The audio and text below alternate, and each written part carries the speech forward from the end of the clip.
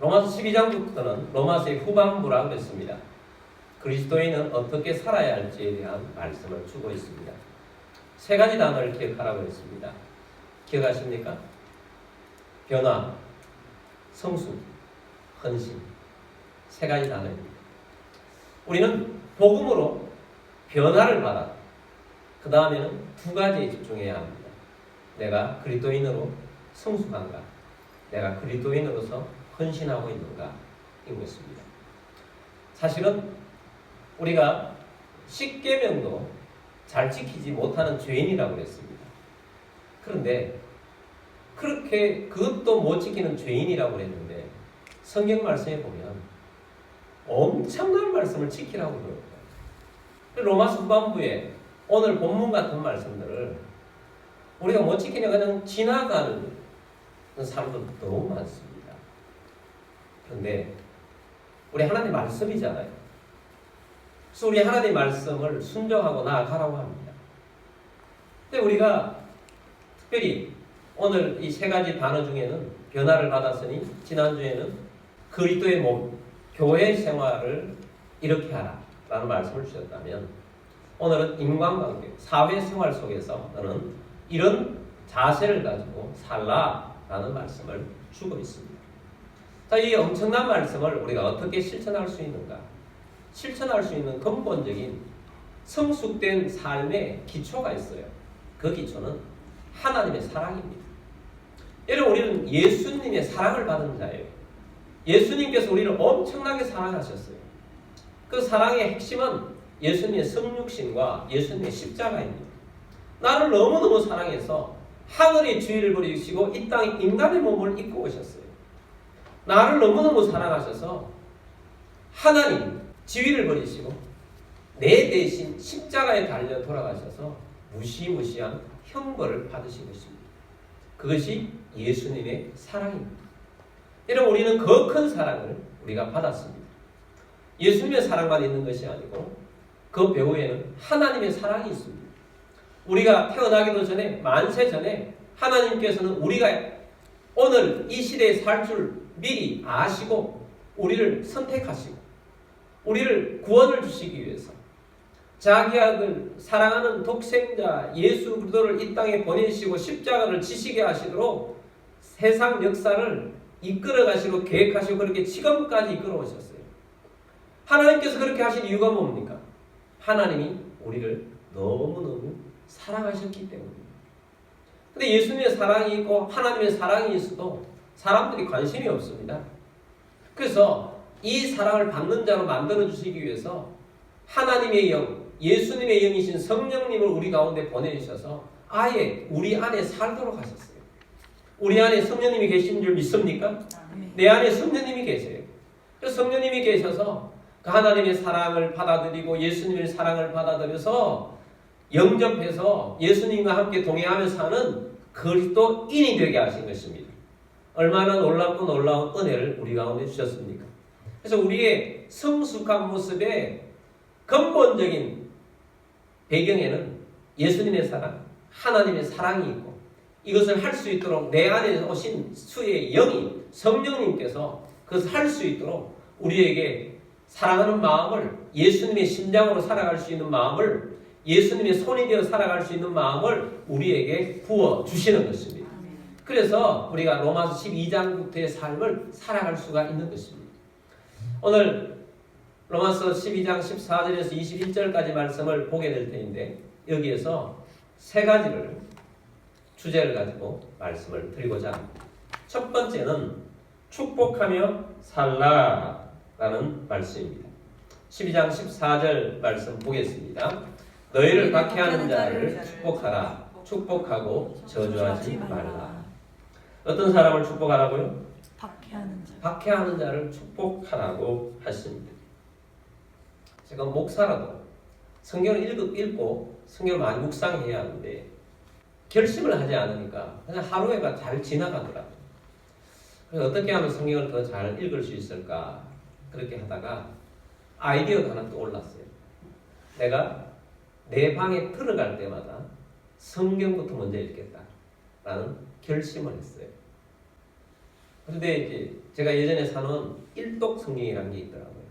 그 성경 프로그램대로 하면 1년에 일독을 할 수 있는 일독 성경이에요. 근데 제가 올라가면서 나는 올라가면 한 번에 하루분을 읽을 거다. 그러니까 뭐 3장도 있고 뭐 5장도 있고 이런 거예요.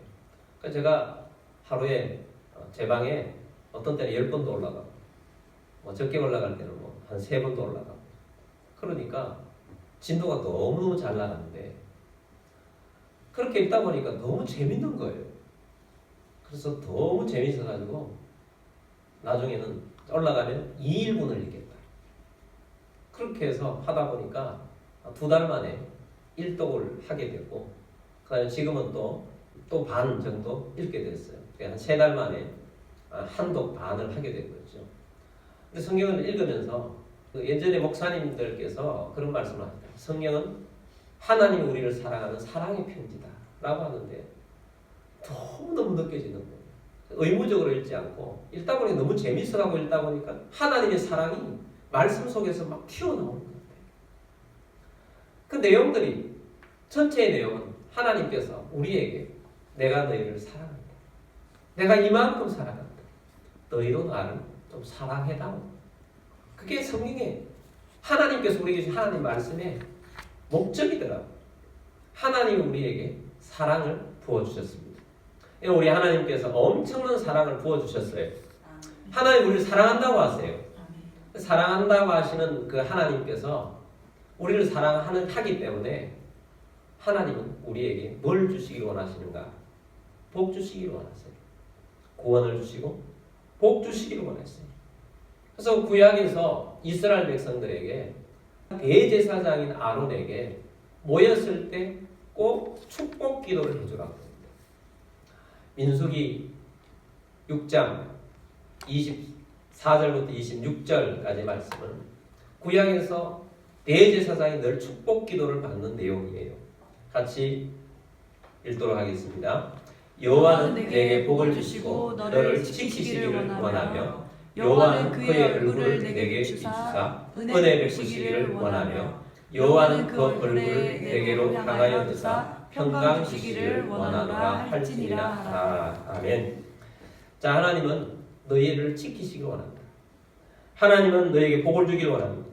하나님은 언제나 너희에게 하나님의 얼굴을 비치기를 원하고 은혜 베푸시기를 원하고 평강 주기를 원합니다. 이게 하나님 우리를 사랑하기 때문에 하나님은 이런 마음으로 늘 너희에게 복을 주고 있다는 것입니다. 할렐루야. 사랑하는 자에게 복을 빌어주는 것입니다. 내가 오늘 직장 생활 가는데 전부터 나를 힘들게 하는 그 사람 어떻게 축복할 수 있겠냐. 그게 이제 우리의 삶의 관건이에요. 그런데 실천을 여러분 내가 가장 사랑하는 자로부터 축복부터 하면서 한번 시작해보세요. 여러분 누구를 먼저 축복하고 싶습니까? 아마 대부분이 자기의 자녀, 자기의 가족들을 사랑하기 때문에 축복해주고 싶을 것입니다. 그것부터 하세요. 여러분의 자녀들, 여러분의 가족들을 축복하십시오. 축복이라는 것은 복을 빌어준다라는 거잖아요. 하나님은 복을 주시고 우리는 복을 비는 자예요. 하나님, 내 자녀 복 주세요. 내 자녀 건강하게 살게 해주세요.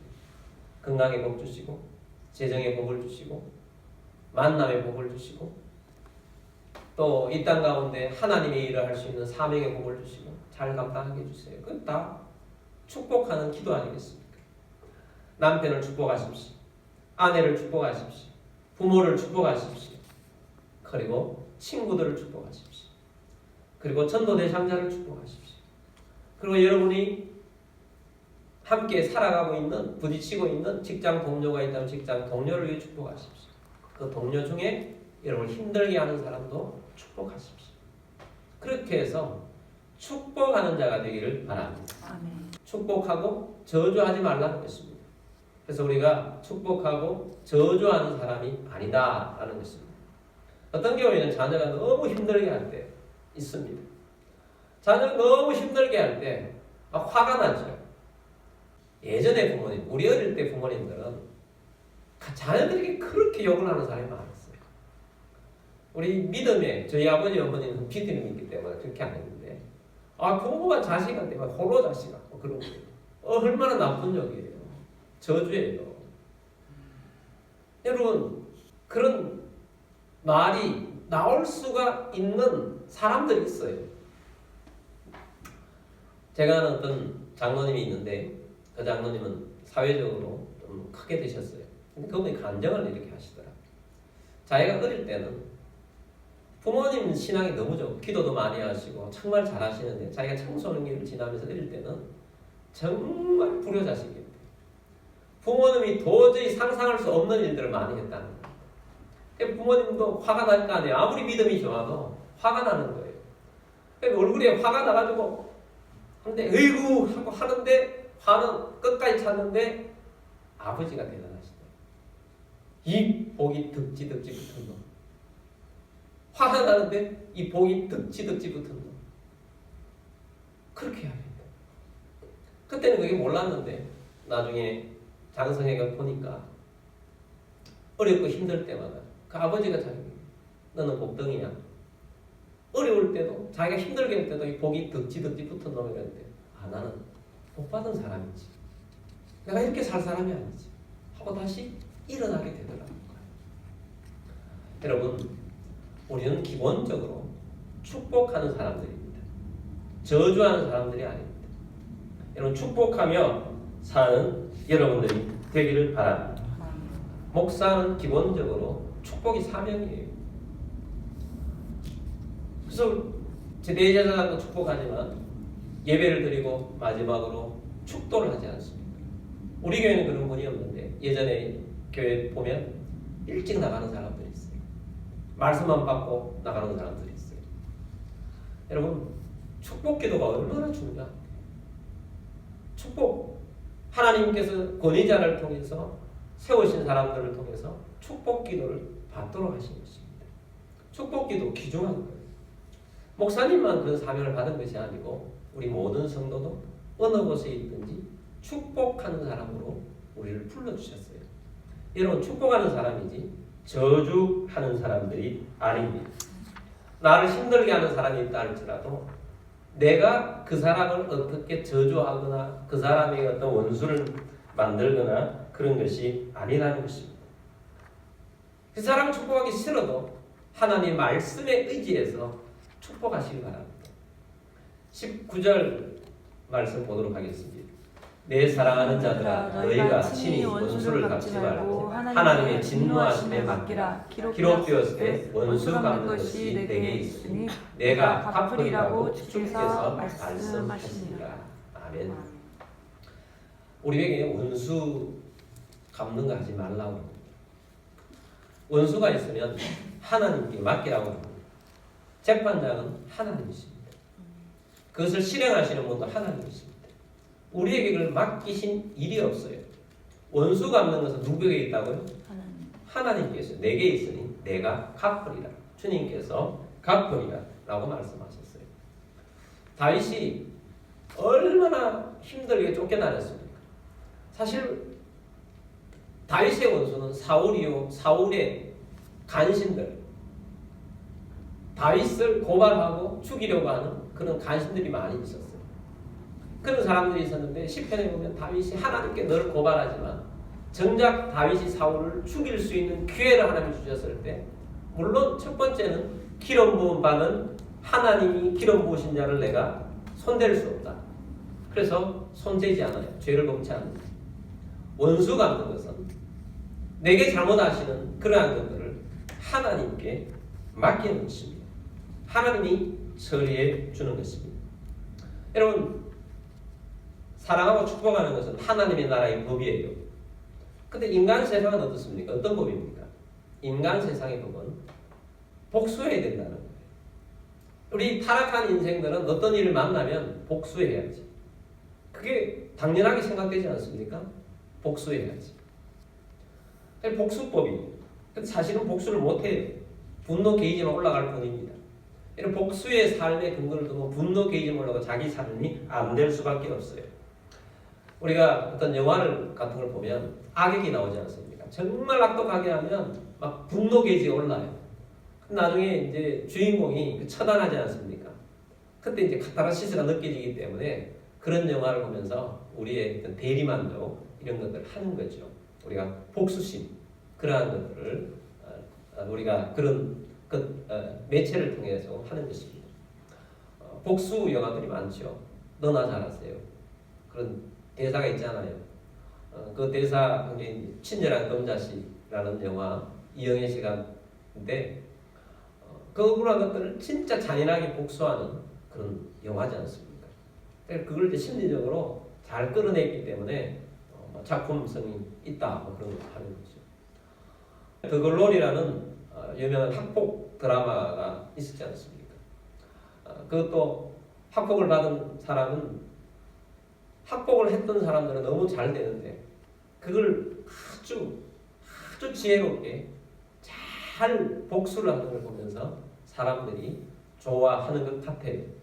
그래서 이 세상에 있는 사람들이 근본적인 기본적인 마음에 깔려 있는 것이 복수심, 복수해야 되겠다 이런 것들이 있는데 실제로 이 세상에서 복수하며 살아갈 수 있는 사람은 아무도 없습니다. 사회가 그걸 용납하지 않아요. 누가 복수를 하게 합니까? 고소해서 복수하라는 거잖아요. 직접 고소하면 내가 죄인이 돼요. 고소해서 복수하라는데 그게 쉽습니까? 잘 안 되잖아요. 너무 어렵잖아요. 그게 우리 그렇게 사는 방법이 아니라는 거예요. 성경에도 그런 게 있죠. 이는 이로, 눈은 눈으로. 그런 법이 있잖아요. 그게 구약의 법인데 그 구약의 법도요. 자기가 직접 복수하는 게 아니에요. 재판을 해가지고 재판장이 너 저 사람 입 뺐어? 입 망가뜨려서 너도 입 빼. 고대는 그랬다고요.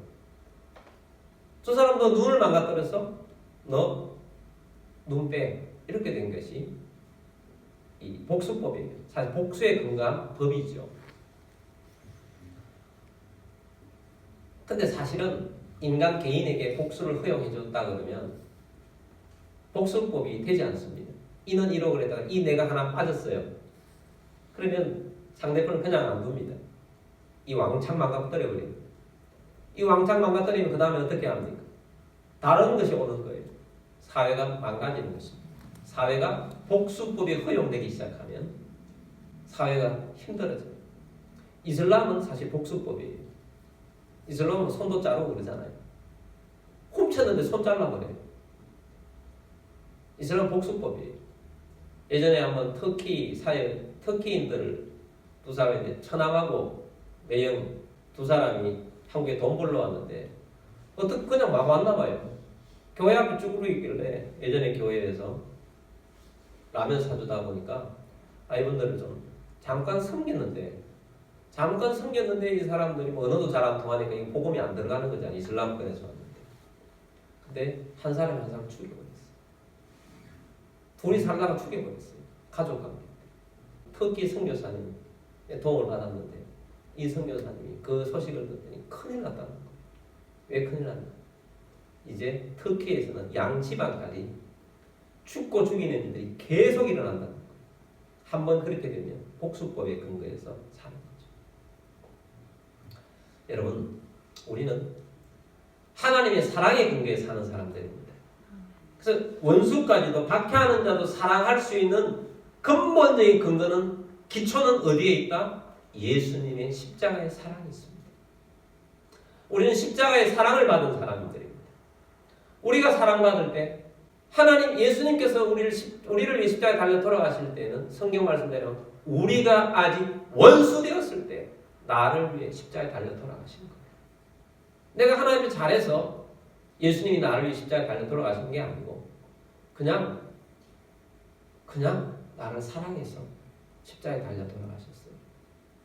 그 사랑을 우리가 받았으니 우리들도 사랑하는 마음으로 살라는 것입니다. 20절 말씀 보겠습니다. 내 원수가 줄이거든 먹이고 목마르거든 마시게 하라. 그리하므로 내가 숯불을 그 머리에 쌓아 놓으리라. 내 원수가 줄이거든 목마르거든 먹이고 마시게 하라. 이게 우리 그리스도인에게 주시는 예수 그리스도의 사랑으로 살아가는 법입니다. 그러면 그 사람 머리에 숯불을 그 머리에 쌓아 올리는 것 같다라는 것입니다. 숯불을 그 머리에 쌓아 올린다는 것은 무슨 뜻이냐? 사랑을 받았습니다. 숯불이라는 것은 두 가지 면이 있어요. 하나는 심판의 의미도 있고 하나는 못 견뎌서 회개하고 관계를 회복하려고 하는 그 마음도 생기는 거죠. 그래서 그렇게 살라는 것입니다. 21절입니다. 악에게 지지 말고 선으로 악을 이기라. 하나님께서 우리에게 선을 행하는 역할을 우리에게 맡겼어요. 좋죠? 악역이 아니에요. 선을 행하는 역이에요. 그리고 재판장의 역할은 하나님이 하시겠다는 거예요. 우리는 선한 일을 이 땅 가운데 하면서 살라고 우리에게 역할을 주셨어요. 얼마나 좋아요. 악한 일은 우리에게 하지 말라고 하니까 좋은 거잖아요.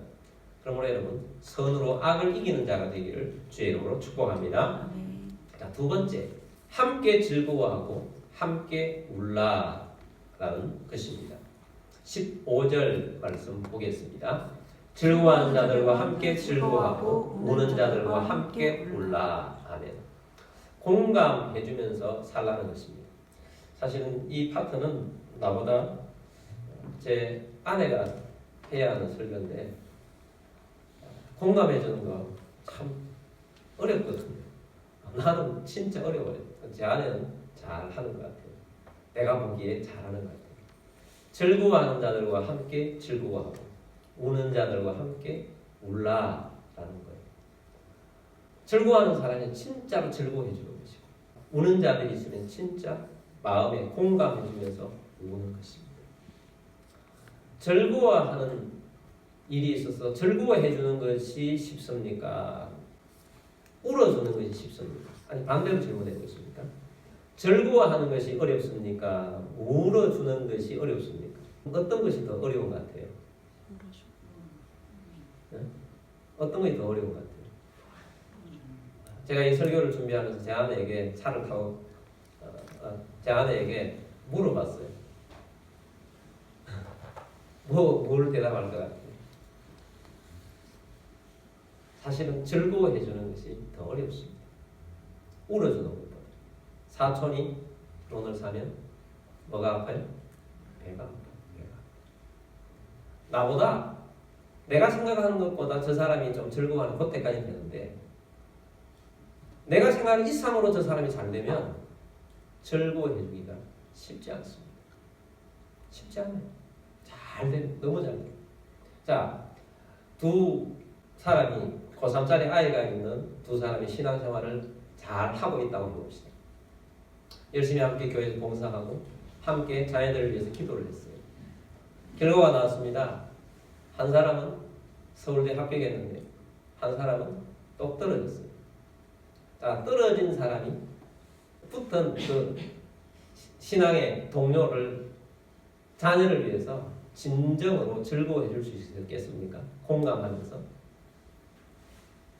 힘들겠죠. 정말 힘들 겁니다. 그런데 즐거워해 주라고 합니다. 즐거워해 주라. 그럼에도 불구하고 즐거워해 주라는 것입니다. 제 아내가 잘한다는데 제가 깜짝깜짝 놀랄 때가 있는데 저희가 차가 없거든요. 교회에 이전하면서 교회 차도 팔고 우리가 타는 차도 팔고 그래서 한동안 지금까지 차가 없어요.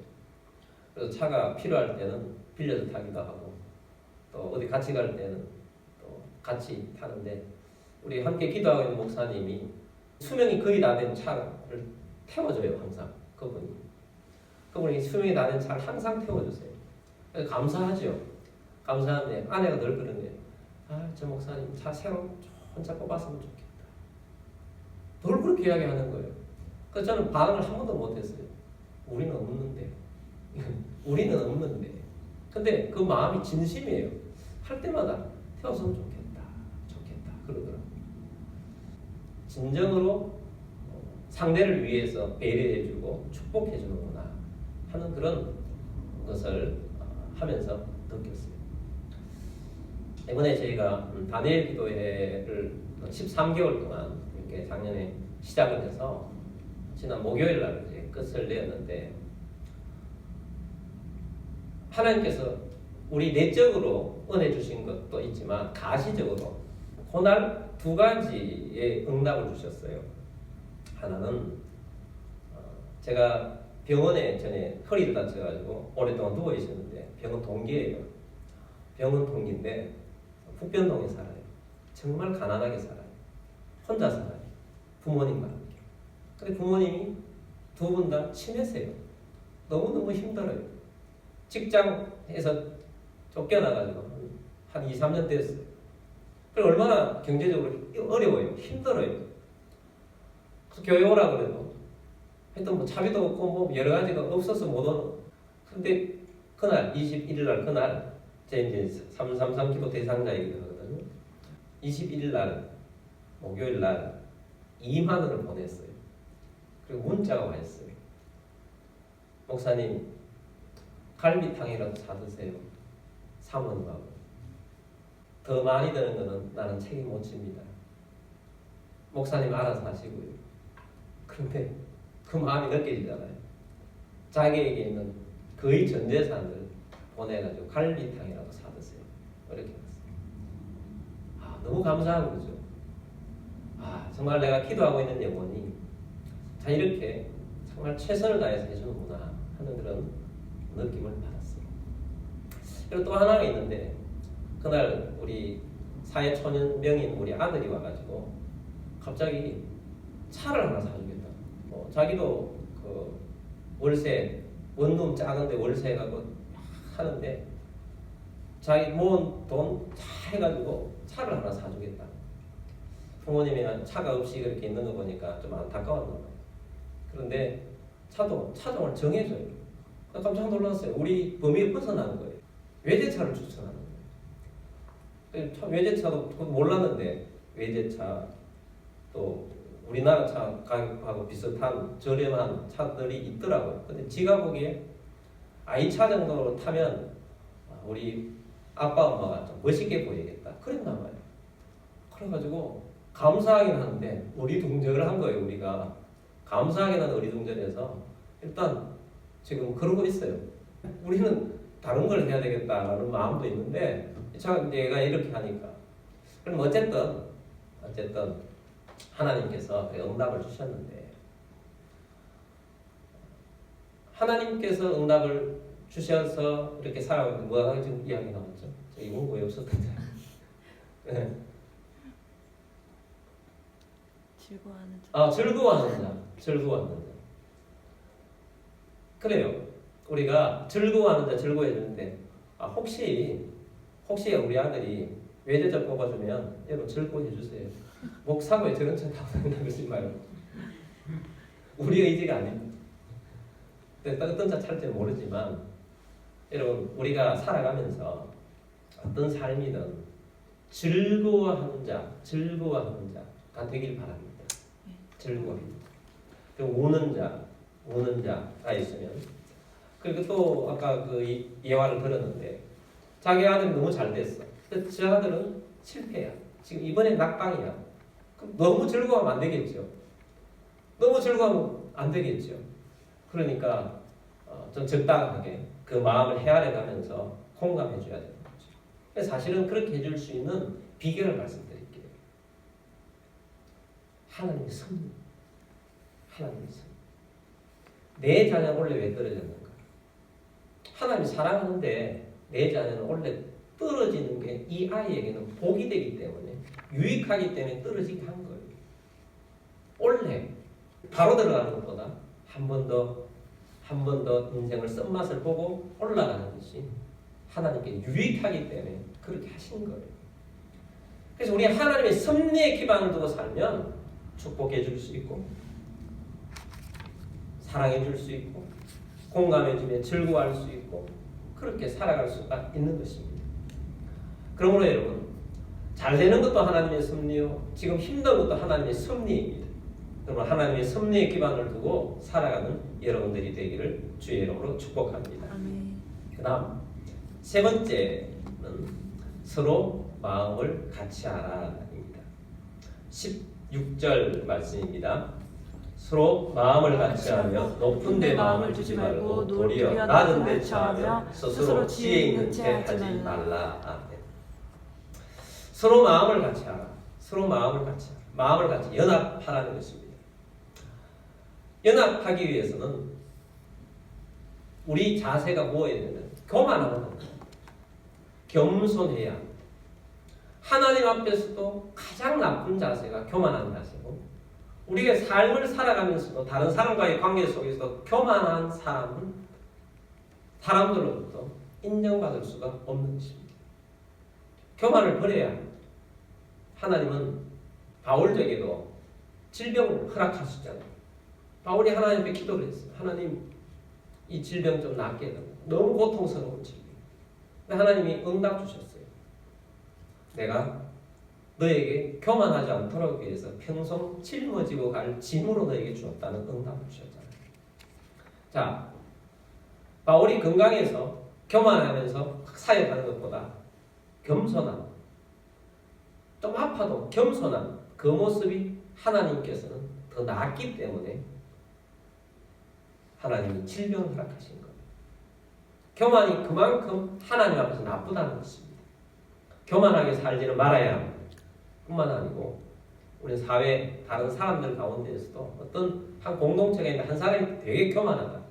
연합 안 되지. 한 사람 때문에. 연합 안 되는 것입니다. 겸손해야 됩니다. 그러면 우리가 사람과의 관계 속에서 어떻게 겸손할 수 있는가? 해답을 하나 알려드릴게요. 사도 바울이 말했어요.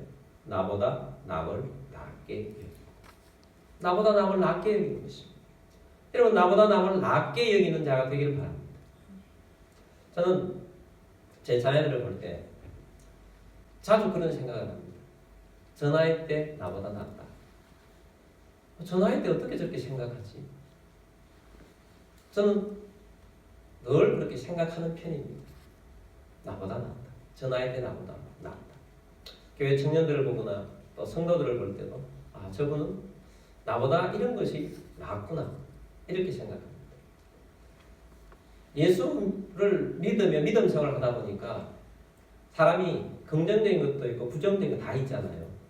근데 보통은 믿음이 없을 때, 믿음이 약할 때는 부정적인 게 먼저 보여요. 근데 믿음 생활을 자꾸 하고 기도를 자꾸 하다 보니까 긍정적인 것들을 먼저 보게 되더라고요. 그러니까 저 나이 때 나보다 낫다라고 하는 것은 그때 내가 더 나은 분야도 있겠지만 내가 보는 것은 나보다 나은 분야가 보이는 거예요. 나보다 나은 분야. 나는 이게 좀 좋은데 쟤는 이게 더 나보다 잘하는구나. 나보다 낫다. 그래서 나보다 낫다는 거예요. 다 낫다는 건 아니지만 긍정적으로 보는 것입니다. 여러분, 오늘 꼰대라는 단어가 있잖아요. 꼰대 싫어하죠? 저도 꼰대 엄청 싫어합니다. 그래서 저는 꼰대 안 되려고 되게 노력합니다. 꼰대가 뭡니까? 잘난 척 하는 거잖아요. 잘난 척 하는 거. 잘난 척을 하다 보니까 말이 많아지고 이런 것 저런 거 막 이야기하는 거 아니에요. 그래 꼰대처럼 하지 말라는 거 아니에요. 나보다 낫다고 여기면, 낫게 여기면 꼰대처럼 되지 않는 거죠. 잘한다고 칭찬해 주게 되는 거죠. 오늘 바꿨잖아요. 5감 2층 운동은 칭찬하는 거죠. 나보다 낫다. 너 잘한다. 나보다 낫다는 이야기는 안 합니다. 너 이거 잘한다. 교만할까? 너 이거 잘한다. 라는 거죠. 그러므로 여러분, 높은 데 마음을 두지 말고 낮은 데 처하여 스스로 지혜 있는 척, 똑똑한 척 하지 말라는 것입니다. 그러므로 여러분, 교만하지 않고 겸손하게 살 때 마음을 같이 할 수 있는 거죠. 연합하는 게 중요합니다. 함께 살아가면서 연합하는 자로 살게 되기를 바랍니다. 그래서 우리 그리스도인들은 이런 삶을 통해서 저 사람이 그리스도인이구나. 저 사람은 그리스도인이구나. 세상 사람들과 다른 모습으로 살아가는 그리스도인이구나 하고 하나님께서 살아갈 수 있도록 만들어 주시는 것입니다. 결론적으로 17절, 18절 오늘 본문 말씀을 보도록 하겠습니다. 아무에게도 악을 악으로 갚지 말고 모든 사람 앞에서 선한 일을 도모하라. 아멘. 우리가 살아가면서 두 가지잖아요. 하나는 일이고 하나는 관계잖아요. 일과 관계인데 여기는 악을 악으로 갚지 말고 모든 사람 앞에서 선한 일을 도모하라. 선한 일을 도모하라. 악한 것 도모하지 말고 선한 일을 도모하라. 18절입니다. 할 수 있거든 너희로서는 모든 사람과 더불어 화목하라. 할 수 있거든. 네가 할 수 있는 만큼 최고로 해서 너희는 모든 사람, 나를 힘들게 하는 사람 빼고 하지 말고 모든 사람과 더불어 뭐하라? 화목하라. 관계 속에서 화목하라. 물론 우리가 정말 진리 가운데 바로 서려고 하다 보면은 갈등이 있을 수 있죠. 진리, 하나님 말씀이 바탕에서는 갈등이 있을 수 있지만 말씀을 내가 버리면서까지 살 수는 없잖아요.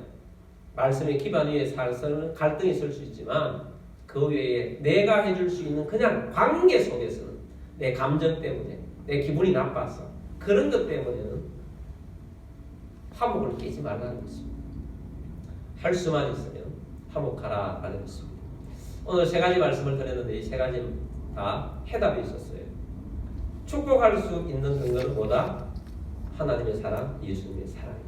내가 사랑받은 자로서 사랑하라 라는 것입니다. 또 공감해 주라고 했어요. 즐거워하고 울어주는 것입니다. 그건 해답이 뭐예요? 하나님의 승리, 하나님의 승리를 기억하는 것입니다. 교만하지 않고 사는 것은 나보다 남을 낫게 여기라 라는 해답을 주었습니다.